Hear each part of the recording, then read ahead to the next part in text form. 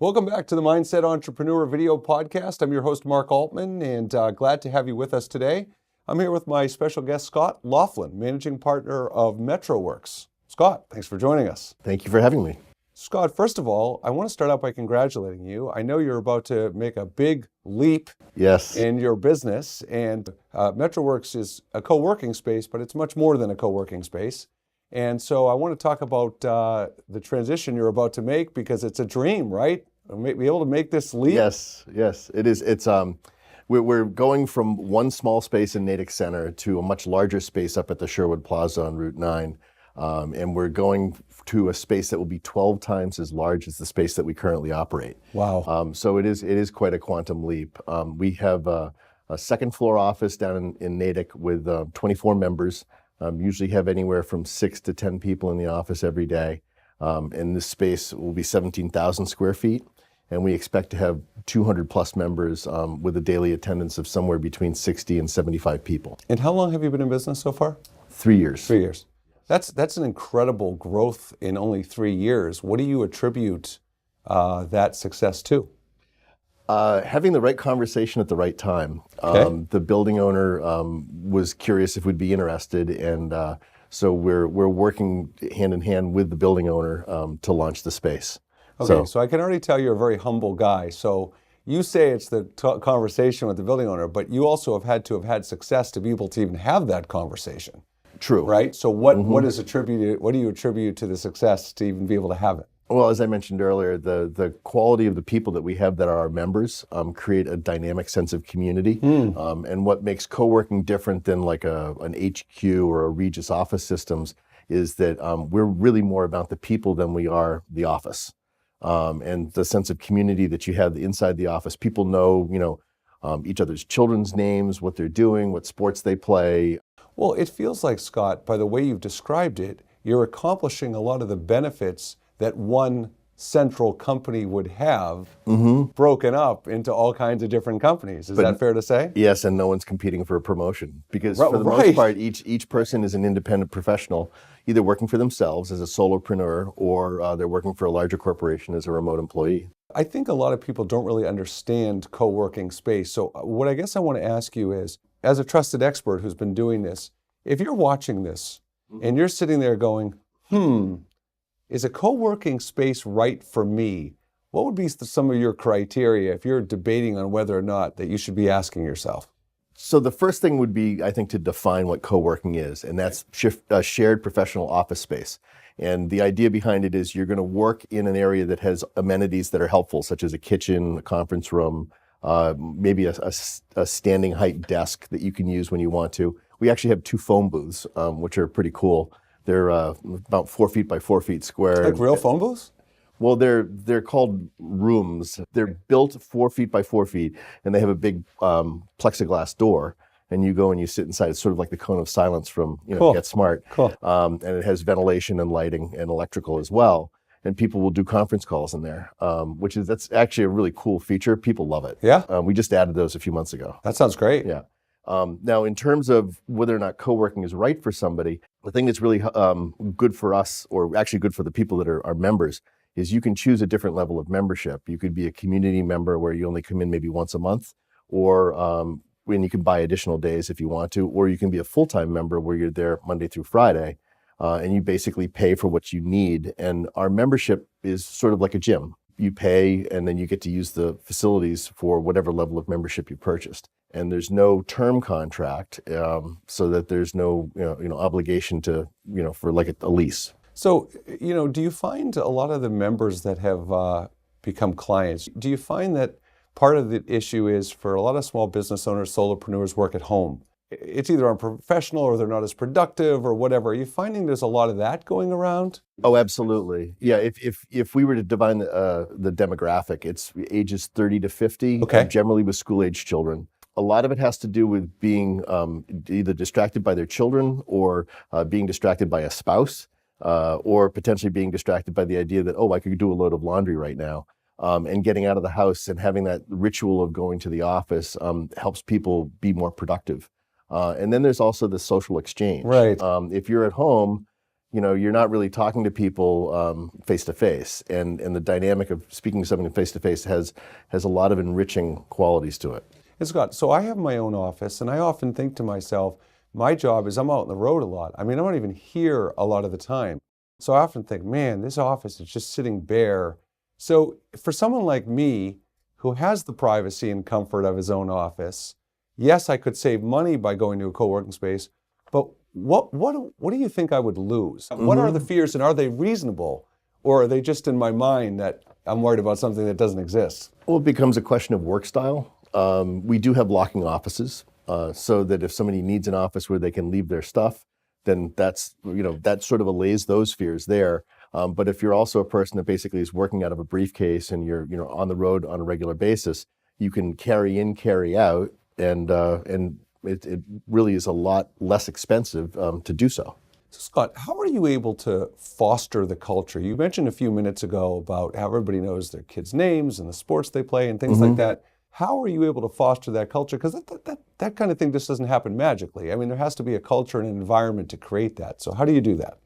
Well, it's not something that we do. It's something that all the members do naturally. I mean, there are some people that are, more socially outgoing than others, but you don't want to force that on people, just like you wouldn't force that on somebody in a party. But introductions are important. And then also, I think showing an interest in other people's, activities is just, part of good manners. So you're just, when someone wants to come be a client of yours, you're basically saying you're just picking the right people that are kind of creating that culture. I haven't had anybody walk in the door with horns on them yet. Okay.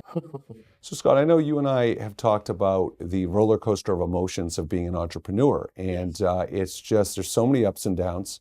And, when you're going to exponentially larger space like you are now, talk about the mix of emotions and how you're kind of managing them. Interesting question. There's a lot of what ifs, and there's a lot of how-tos. A good friend of mine had told me a long time ago, and always sticks with me, it's not what you don't know, it's what you don't know you don't know. And I'm starting to discover some of those nuggets here and there. So that creates a little bit of, anxious discovery. But I also would think of it as you're preparing a project like this, it's like carrying a load of socks, laundry, and one sock falls and you go to pick it up, and as you get it, the other sock falls down. So there's a lot to be juggled, but it all comes together. So is it the kind of thing, though, I know my own business and my own career, when I'm facing one of those downturns, and we all have them, and I'm maybe losing my confidence a little bit, or I'm losing my ability to execute things I was able to execute in the past. When you feel that way, what do you do to kind of pull yourself out of it and avoid like prolonged slumps, let's say? I think just persist, and also take inventory of what's going on. If you're faced with challenges that basically kind of put you in the freeze mode, so to speak, if you take a look at what needs to be done and prioritize that, and then just put it together as a task list, and persist, and you get right through it. I'm going to ask you a tough question, Scott. Let's say, God forbid, this doesn't work out. You take this big leap of faith. You're moving into this huge space. What will that say? What will, if because I think part of being an entrepreneur, I say, Scott, the most important characteristic of an entrepreneur is resiliency. Okay? Absolutely. So if you find out, is that an indictment on your knowledge, decision-making skills? Will you personally think of it that way? Or is it, no, there's not necessarily. There could be a number of factors that contribute to that. Well, you can never succeed if you don't try. So you have to try. I just don't think that this is going to fail. And I think that's that base sort of gut confidence that you have to have, that this is something that people need. And it's a value that people appreciate. And I think from a service aspect of it, we're very good at delivering that value. So if I thought I was going to fail, I would probably be, I'd be doing something different, actually. I don't think that we will fail. I get anxious and I get nervous about, the large investment of time and money that goes into it. But I think that we're going to succeed. Well, in the co-working business model has really not only grown so much, it continues to grow so much. Yes. So is there a specific criteria that you think spurred that on? Or is it just word of mouth? The more people are talking about the benefits of it. What do you think has really spurred such a big growth in this area? I think that the generation, the millennial generation, has definitely changed the workplace. I think that the cost of real estate has changed the workplace. I also think the way in which we do business, particularly retail, the Amazon versus the mall type of thing. We're really trying, or we're really seeing a very large shift in how people behave. And the co-working space offers agility for companies and also for solopreneurs, where they don't have to make the financial commitment of renting an office and signing a lease and going out and buying a copier and calling the Verizon for a landline. I mean, all of those aspects have changed. Now you basically can work out of a briefcase with a laptop and a cell phone, and if you have Wi-Fi, you're in. That's all you need. And I think it's a great point. And to your point, people are so scared of commitment, and so you've totally solved that problem. And people love choices and flexibility, and you've totally solved that problem. Absolutely. So that's big. And the technology definitely has pushed that along as well. Yeah, you're right. Yeah, you're right. It's amazing to see what we can do now compared to what was and wasn't possible, many years ago. Just the idea of being able to open up a door with a cell phone, using it like a key fob, is amazing. I mean, it is. Yeah. It is. So now I know you wear a few different hats. You're also the chair of the Natick Economic Development Council. Yep. And I know you have part of your initiatives and mission of the council is to buy local. And can you talk about how that's going? And I know people might think, well, yeah, obviously, why wouldn't you buy local? But when you buy local and you're focused on doing that, it's not just like a simple thing. It adds a little layer of work to it. So if you could talk about that a little bit. So I've been on the Economic Development Committee for 8 years now, and I've been chair for the past year, very much trying to enhance the quality of life and businesses in the Natick community. We've had some recent exciting things happening. Exponent is building a very large building on Route 9. Abbey Labs is building a 65,000 square foot biotech incubator on Strathmore Road, which will be right across the street from where we are. We have a new restaurant downtown, which is Buttercup, which is a second restaurant from the Farmhouse restaurant in Needham. So there's all these exciting things that are happening now. And we have a lot of local purveyors that we can go to in terms of food and different types of supplies, et cetera. When we were looking at putting furniture into this new space, and this is the biggest thing that I'm proud of, is we are buying all of our furniture within the state of Massachusetts, and from a company that employs 300 people in Leominster.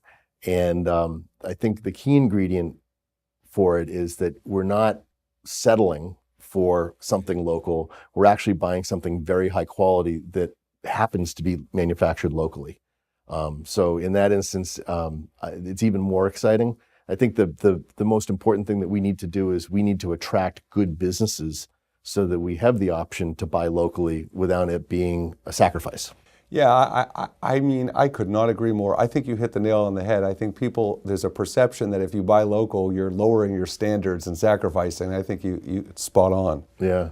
I think for me, if I'm going to go out and buy, an appliance, or if I'm going to buy a lawnmower, as an example, I'm going to go to the local store down the street because I know that I can call that person and I can actually get an answer for something. I can have a part number looked up over the phone. And I can go see that person on a Saturday and get something fixed. Whereas if I go to a box store, which it's still buying local, but it's not really, you have that anonymity of dealing with a large corporation, and the service factor basically it's just not there. Well, and I think I feel very strongly about what you just said, because I feel like whenever you're going to pay more for something, and you are going to typically pay more at a local hardware store than you might a big box store. However, maybe. But if that's the case, the question is, however much more you might pay, what is the value? And your point is the value is the service. Absolutely. And so as long as you feel that service exists, you might be willing to do it. Absolutely. Yeah. So Scott, I just want to finish up. I want to talk a little bit about, I don't know if you can teach entrepreneurship. I mean, entrepreneurship has several characteristics. There are qualities and characteristics about an entrepreneur. And there's certain aspects of entrepreneurship I think you can teach. But it's almost like that inborn gene. Spirit? Yes. So, you started being an entrepreneur when you were 18. So I would just love, before we wrap up today, just talk about, why you became so passionate about entrepreneurship, how you had the courage at such a young age to start. A lot of the time when I look at doing something, if I can do it myself, I just want to go out and do it. And I'm also a little, particular about how things get done. So if I do things well, people appreciate that type of work, and sometimes they want me to do that work for them. And having control over your schedule and having the independence to do what you want to do, I think there's a little bit of pride in hanging your own shingle, so to speak. And so that's what I think motivates me in that respect. I just have always liked, almost in a tactile way, putting my hands on it and doing it, and getting things done, and trying different things as well. That's awesome. Scott Laughlin, so glad to have you on the show. And just for our audience out there, Metroworks, growing, expanding, co-working, so many benefits. I have so many colleagues have told me that the multiple benefits, it's something I'm eventually going to be considering when my lease ends here. And I really appreciate you taking the time to come on the show today. Thank you. Thank you for having me. All right. And thank you to Davideo Company for a great job producing the show. And thank you for joining us for another edition of the Mindset Entrepreneur Video Podcast. We'll look forward to seeing you next time.